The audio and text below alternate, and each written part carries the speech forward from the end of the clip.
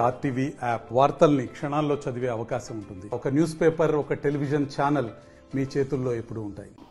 Dandakaranya police కవాతుతో దద్దరిల్లుతుందని ప్రజా సంఘాలు ఆరోపిస్తున్న పరిస్థితి. ముఖ్యంగా ఇప్పటికే 7 కంపెనీలు దాదాపుగా 20,000 మంది పారామిలిటరీ సైనికులు, పోలీసులు, డిఆర్జీ, బీఎస్ఎఫ్, అదేవిధంగా సిఆర్పిఎఫ్ జవాన్లు దండకారణ్యం అంతా చుట్టుముట్టారని చెబుతున్నారు. సుక్మా కావచ్చు, కాంకేర్ కావచ్చు, ఇలా పలు దండకారణ్యంలోని మావోయిస్టు పార్టీ జోన్ను ఇప్పటికే చుట్టుముట్టాయని పౌర సంఘ నేతలు ఆరోపిస్తున్న పరిస్థితి. ముఖ్యంగా దీంతో పాటు అటు రాష్ట్ర కేంద్ర కమిటీ ప్రధాన మావోయిస్టు పార్టీ నాయకులు కూడా దాంట్లో ఉన్నట్టు ప్రచారం జరుగుతుందని చెబుతున్న పరిస్థితి కనబడుతుంది.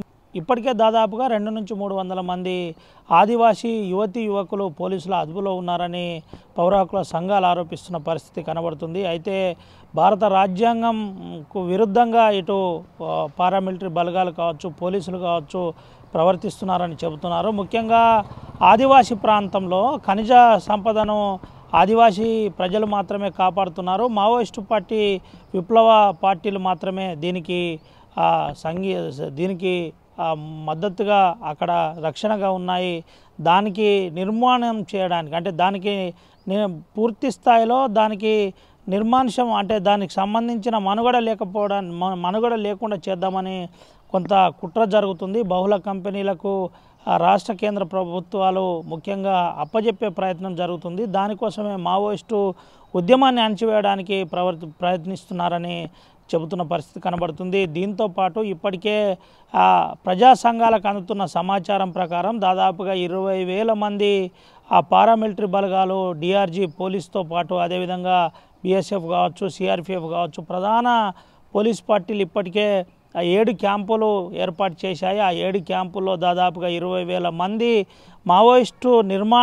మావోయిస్టు పార్టీ నిర్మూలించడానికే కంకణం కట్టుకున్నాయని ఆరోపిస్తున్న పరిస్థితి కనబడుతుంది. ప్రధానంగా ఇప్పటికే ఏజెన్సీ దండకారణ్యమైనటువంటి ఆదివాసీ యువకులను వెంటనే వదిలిపెట్టాలి, పోలీసుల అదుపులో ఉన్న వారిని వెంటనే వదిలిపెట్టాలి. దీంతో పాటు ప్రభుత్వం వెంటనే మావోయిస్టు పార్టీతో చర్చలు జరపాలి, ఏ సమస్యనైనా చర్చలతోటే పరిష్కారం అన్న విషయాన్ని అటు ప్రభుత్వాలు గుర్తించుకోవాలని చెబుతున్న పరిస్థితి. ఇప్పటికే ప్రధానంగా అంటే గతంలో కొన్ని పార్టీలు చర్చలు జరిపాయి, కొందరు ముఖ్యమైన పాలకులు కూడా చర్చలు జరిపారు. ఇప్పుడు ఎందుకు మావోయిస్టు పార్టీని ఒక సమస్యగా చూస్తున్నారు, వారి పోరాటాన్ని ఎందుకు వాస్తవాలు ఎందుకు పరిగణనలో తీసుకోవట్లేదని పౌర హక్కుల సంఘాలు నేరుగా ఆరోపిస్తున్న పరిస్థితి. దీనికి సంబంధించి వెంటనే ప్రభుత్వం మావోయిస్టు పార్టీతో చర్చలు జరపాలి, వాస్తవాలు ఏంటి అనే కోణంలో చూడాలి తప్ప ఈ దాదాపుగా 2005 నుండి ప్రారంభమైన ప్రహార్ కావచ్చు, ఆపరేషన్ గ్రీన్ హంట్ కావచ్చు, ఇలా ప్రధానమైన అంశాలు కాంగ్రెస్ పార్టీ గతంలో అంకురార్పణ చేసింది. ఇప్పుడు అదే పోరాటం దిశగా పోరాటాన్ని నిర్మూలించడానికి ఇటు బీజేపీ పార్టీ ప్రస్తుతానికి కగార్ పేరుతో కొంత ప్రయత్నం చేస్తుంది, విధ్వంసాన్ని సృష్టిస్తుంది, ఏజెన్సీలో ఆదివాసీ ప్రజల మనుగడను దెబ్బతీసే ప్రయత్నం చేస్తుంది, ఉద్యమాలను పూర్తి స్థాయిలో నిర్మూలించడానికి ప్రయత్నం చేస్తుందని ఇటు ప్రజా సంఘాలు కావచ్చు, అదేవిధంగా పౌర హక్కుల సంఘాలు కావచ్చు ఆరోపిస్తున్న పరిస్థితి కనబడుతుంది. వెంటనే ఆ దండకారణ్యంలోని పోలీసు బలగాలు ఉపసంహరించుకోవాలని కేంద్ర ప్రభుత్వానికి చెబుతున్న పరిస్థితి కనబడుతుంది.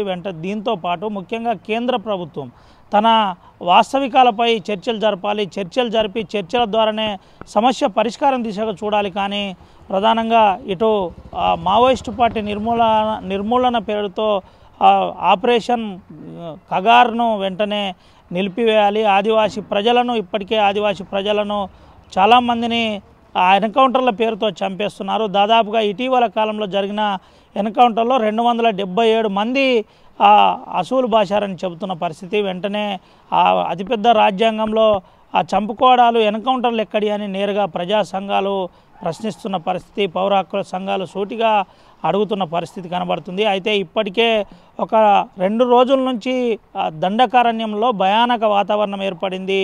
ఆ పోలీసు బలగాలు దండకారణ్యం మొత్తం చుట్టుముట్టాయి. మావోయిస్టు బేస్ క్యాంపులను చుట్టుముట్టారని ఆరోపిస్తున్న పరిస్థితి కనబడుతుంది. మాకు అందిన సమాచారం ప్రకారం ఇప్పటికే మావోయిస్టు పార్టీకి సంబంధించిన ముఖ్య నేతలతో పాటు కేంద్ర రాష్ట్ర కమిటీ సభ్యులు కూడా అందులో ఉన్నారనే ఒక ప్రచారం జరుగుతుంది. దీనికి ప్రభుత్వం వెంటనే స్పందించాలి, వెంటనే ఈ ఆపరేషన్ కగార్ను ఆపాలి, కగార్ను ఆపి చర్చలు జరిపే ప్రయత్నం చేయాలని చెబుతున్న పరిస్థితి.